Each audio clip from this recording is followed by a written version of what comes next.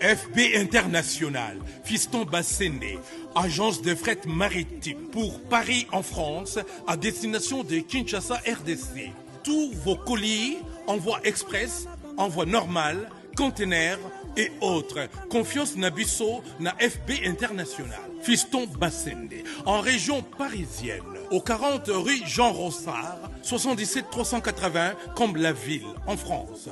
Contact, composé le plus 33 7 67 90 77 07.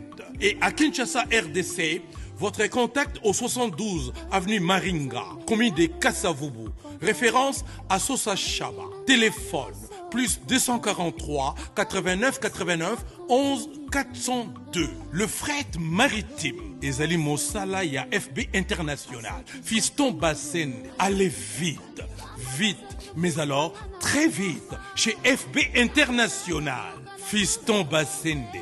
Kisalo na kisalo. Action. Voilà. On est sur la Suisse.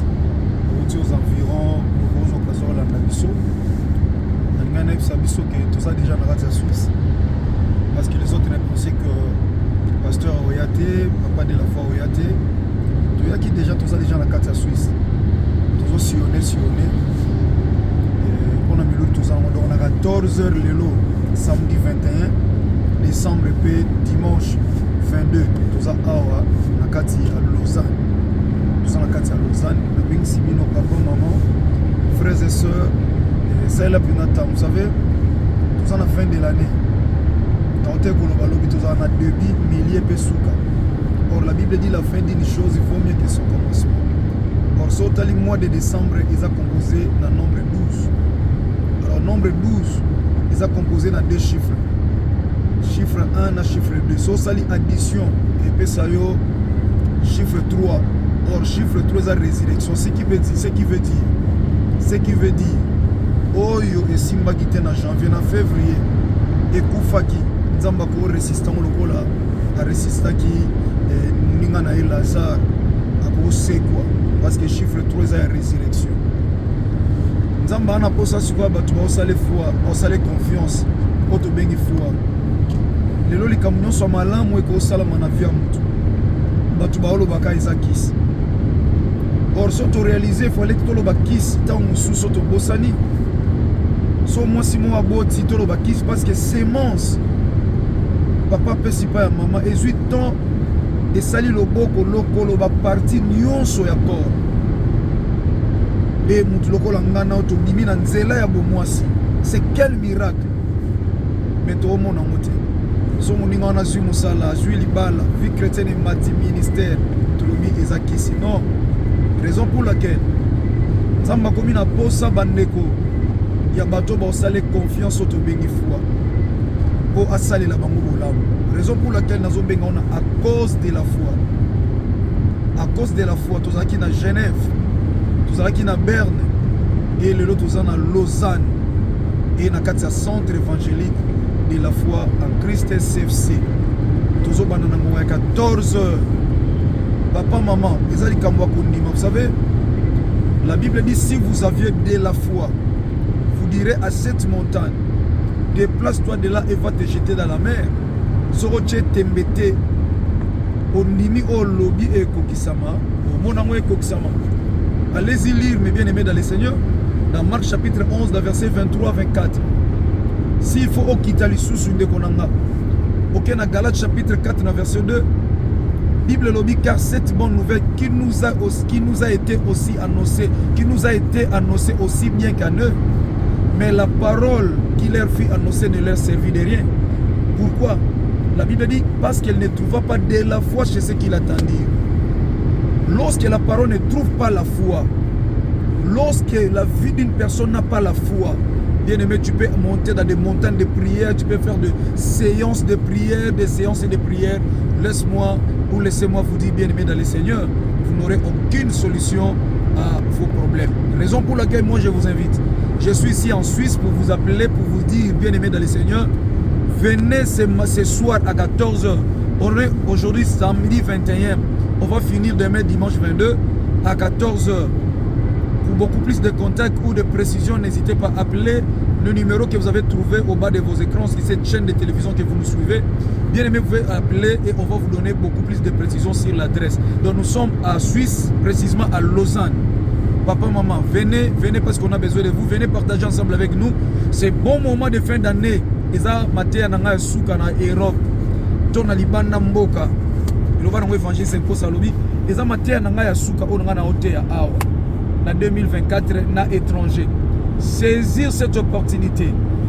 Priez le matin chez vous, bien-aimés, priez le matin chez vous, le dimanche et le soir à 14h. Venez prier avec nous, à commencer par aujourd'hui le samedi 21 et on va finir demain dimanche 22 décembre à 14h à Lausanne, précisément ici en Suisse, là où nous sommes maintenant. Que Jésus-Christ de Nazareth vous bénisse. Je vous invite moi, votre frère, l'évangéliste Jean-Paul Mayata, pasteur de la foi. J'ai besoin de vous, je vous invite. Venez en famille, venez en famille. Tous les problèmes qui n'ont jamais eu la solution, je vous assure, au nom de Jésus-Christ de Nazareth, qui est le chef et le consommateur de la foi, vous aurez la solution aujourd'hui. Soyez bénis, bénis, bénis, bénis infiniment. Je suis ici en Suisse. Je suis déjà ici en Suisse. Je suis ici. Ne vous dérangez pas. Venez, nous allons nous retrouver, nous allons nous voir, nous allons nous retrouver, nous allons ensemble vivre cette ambiance-là en famille pour terminer cette année en beauté pour la gloire de notre Seigneur et Sauveur, Jésus-Christ de Nazareth. Que le Seigneur vous bénisse. Je vous aime énormément. Soyez bénis. Merci à Papa Lezo qui est avec nous. Papa Emmanuel Lezo, il y a Lezo, vieux Lezo, que le Seigneur vous bénisse. Merci à l'évangéliste Jeanne Lyon Kossi, mon frère, mon fils, mon ami de longue date. Que le Seigneur vous bénisse pour tous les sacrifices que vous faites pour l'œuvre de Dieu. Que le Seigneur pense à vous, l'évangéliste Kossi. Merci à Papa Fisso Bassende. Merci au prophète Chavni Eli Louzala. Merci aussi bien à Maman Esther Baleoula qui est l'organisatrice de cette activité et y compris ses collaborateurs qui sont autour d'elle. Que le Seigneur vous bénisse. Merci. Nabandekwa Suisse Union. Merci Nabandekwa Paris. Délégation à CFC France.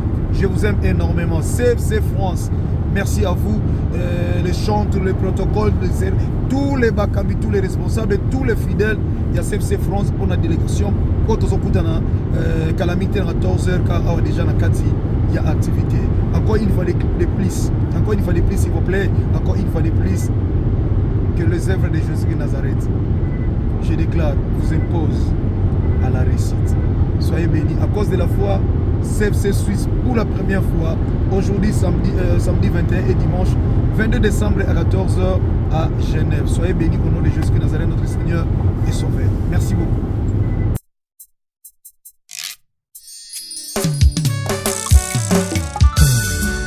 Molinga apelisa muna na yo kolo aza na posa na yo moyegebene Yesu Kristo wa Nazareth oyo apelisaka mwinda kati na bato abengi yo ozala pembeni na ye. Haleluya.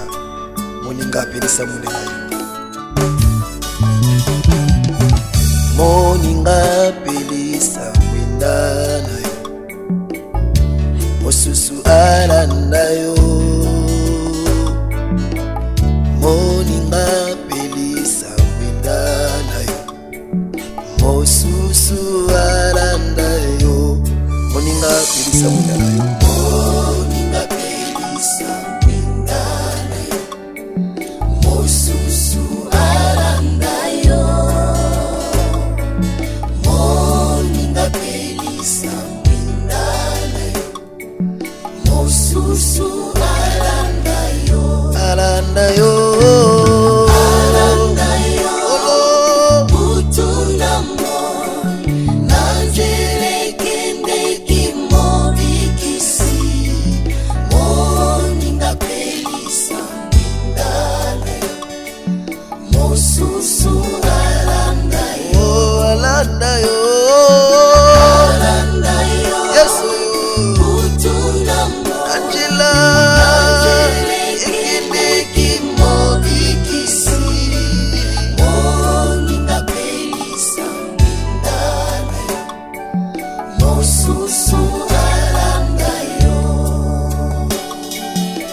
Moninga yakani epai na yo yende nkolo na yo.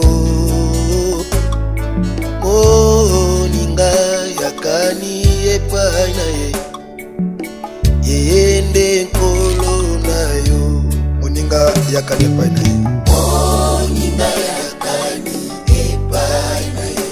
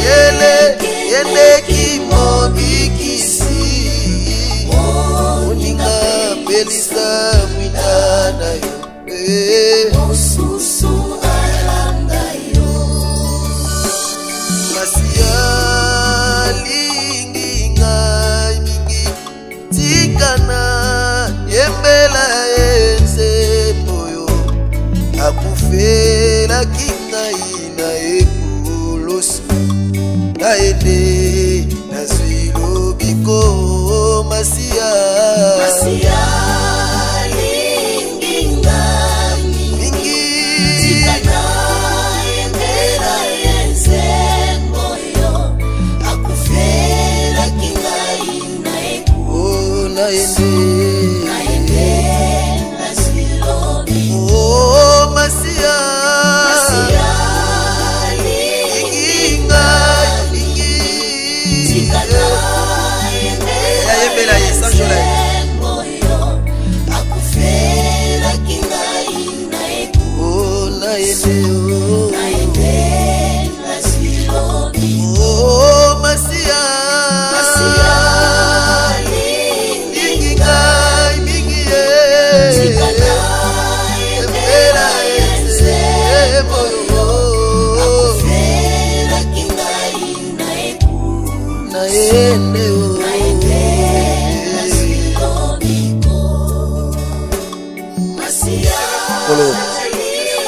osekusaka makambo nyonso ya bato nyonso batiani etene epai na yo obwakaka bango te olobi ete oyo epai na ngai oyo boza na mikumba nakopesa bino kimia nakonzi merci obai nyonso bakumbameli yo oyo moloba nzanzamba bongo halleluya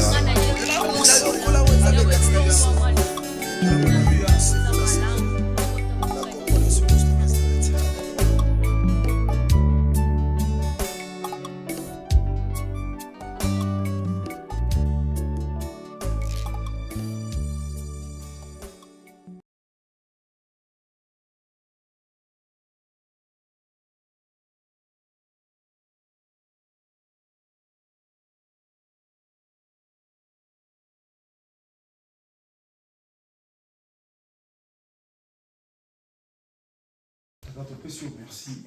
Nous avons autant de le chemin parce que vous avez autant de jusqu'à ce que tu communes au Sika et tu rends l'action de grâce parce que tu étais devant comme guide au conduit au bistrot et tu étais à l'intérieur de la voiture comme état Emmanuel c'est Ozaki Simon Bisso le col Omega. Tu pas mourir comme nous on a mis sur ta mourir pour ça Bisso. Et de recommander Moussa entre tes mains, mon Moussa Kamabiso, et il y a aussi Kapoyo, les alliés publics, mais et c'est personne qui m'a dit et puis ça m'a dit parce que pour le ban à Josué, et si capable colonel qu'on a été et ça m'a dit, il y a dit awa et puis ça m'a dit Suisse mon bimba colonel Moussa tout ça, et ça n'a c'est il y a obéissance, il y a l'obanayo. Na Kongo Yesu Masiya Nazareth to sambeli na kotra akino kubima miso pe na kubima to bi amen.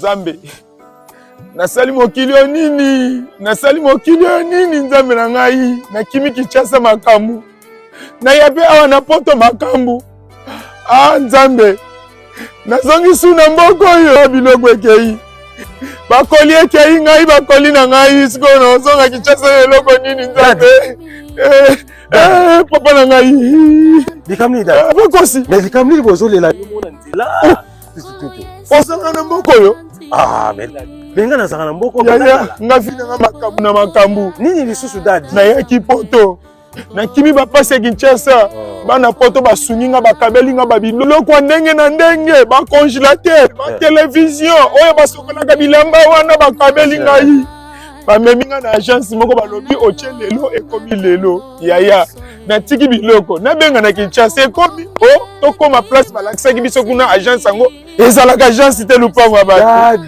naya mpe kozongela bango awa nakuti baza te soki oye sika il faut se renseigner malamu mpo baesikoke yo te omoni na France mobimba Europe oyo surtout na Île-de-France Île-de-France agence eza kaka moko Ah, nzambe biloko ekei déjà. Solo kaka wana eza ba agence te. Agence eza moko ezali FB International.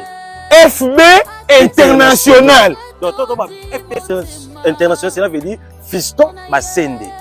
FB International Fiston Basende. Soko tie biloko na FB International.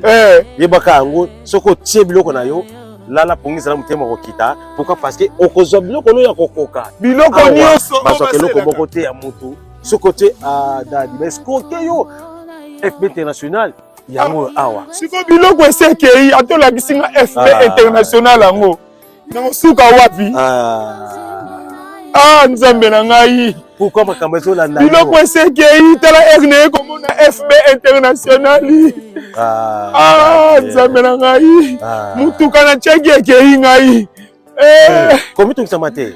Malasima bako eskoke sute. Omoni FB International. Yango ramassage yango moko. Kati tomona biloko ekei deja na komona FB International na beta. Omoni FB International yango. Dadi besko pour rien. FB International les agences oyasi. Batindaka puis basaka nini bazwaka. FB International ezakaka na Congo Kinshasa kaka te sikoyo ebakisi pe ma voyage ya Angola. OK. Lelo pe bato bazotia même espèce awa na France bato bazwi na Angola. Et bongo pona biso to pe ba nyonso baza pe na mbongo aninga tinda. FB International aza agence oza na solution ya mabota pe ya mabi ya bato. Na FB International transfert ya mbongo pe salamaka. Ce côté na 12h30, 12h31 mutazui. C'est moko na Congo pour mutozo mbongo. Même na Angola, ceux qui ont pesi mbongo en France, ne connaissent via partir Angola. Pesi ka numéro na ye, numéro mutakoza ba bengi azui mbongo sans problème. Mosala nzambe évangéliste kosi. Na nina tuna yo boye. Ezala mutoza na mutuka. Ezala mutu yo asumi eloko nyonso oyo aza nango posa. Dadilité ya kanda na kata FB International. Ezala mituka totindaka. Ezala ba meuble biloko ndako totindaka. Ozomona aba ngungulu. Bakoni ya ndenge na ndenge etindamaka. Ba cuisine électrique totindaka. Ba jouer ya bana ekendaka. Moni bato mususu batiaka ba biloko na bango oyo nyonso balingi ekendaka. Ba paquet ya mai ekendaka. Bato mususu na zokende Congo. Aboyi na kosala ba mai asali provision na ye. Soko atie déjà va totindaka pe kendaka mituka ba meuble ba congélateur ba bafle ba instrument nyonso ekendaka. Yango na moni biloko ndenge na ndenge awa po FB International. Nandimi na sali erreur. Kobanda lelo vina ngai kotinda biloko na Angola na Kinshasa. Na kobanda kosalela agence FB International. Kuna totindaka pe tozwaka. Epa ya Fiston Basende. Telemela FB International. Façon na kopakola ye akolapa.